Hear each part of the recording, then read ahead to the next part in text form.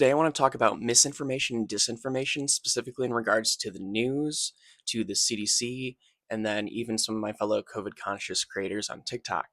So, first, what is misinformation? What is disinformation? And what's the difference between the two? Both misinformation and disinformation involve sharing inaccurate information with others. Misinformation is in general the broader term that is just sharing the inaccurate information without the necessary intent to influence others' opinions one way or the other. A lot of times that just comes down to being misinformed or just not fully understanding a topic. While disinformation is a subcategory of misinformation with the specified intent of trying to influence others' opinions in a certain way. This means that a person or entity is lying to you to try to get you to act, behave, or think in a certain way that benefits their position. With that out of the way, let's talk about COVID misinformation in the news. A striking piece of misinformation that's been going around is calling KP3 and LB1, which are COVID subvariants of JN1, flirt variants, where the name flirt comes from a scientific naming system, so it has meaning. What it means is that it's a very specific flip mutation of a spike protein, where KP3 is not a flip mutation but a slip mutation, which makes it a SLUK variant. Additionally, LB1 is not a flirt variant, but a D-flirt variant because it has a very specific flip mutation in the spike protein and a specific deletion. This makes it a great example of misinformation in the news because people are publishing these things without fact-checking and actually understanding what they're saying. It's not disinformation because there's no overt reason as to why they would be quoting this inaccuracy. It simply comes down to incompetence and a lack of fact-checking.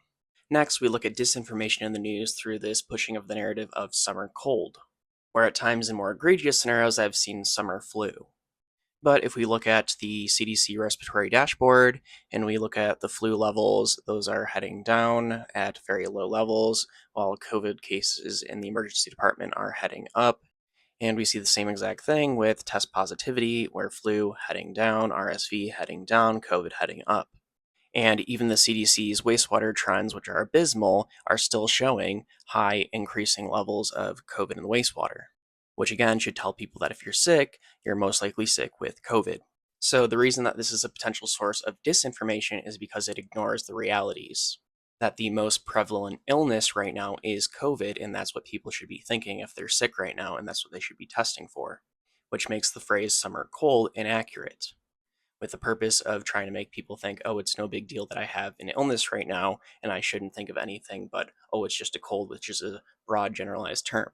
That then brings us to the potential source of disinformation by the CDC, and this is specifically in regards to the NWSS wastewater monitoring system, where they currently list COVID viral activity as low and show a very low wastewater activity trend, where there are three major problems here.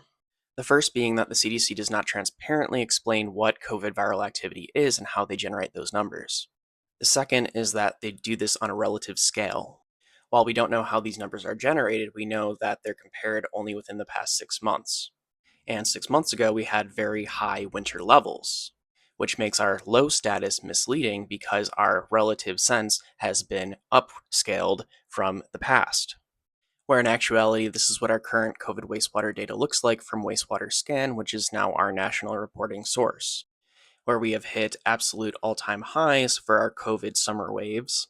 And while we're only about a third of the way into our summer wave, we are already at largely the same levels as prior years. And that's on average, so this is not low levels of COVID. This makes the NWSS reporting source both inaccurate and misrepresentative, which classifies as misinformation and disinformation, because it disinforms the public with the purpose to think that COVID is not a problem.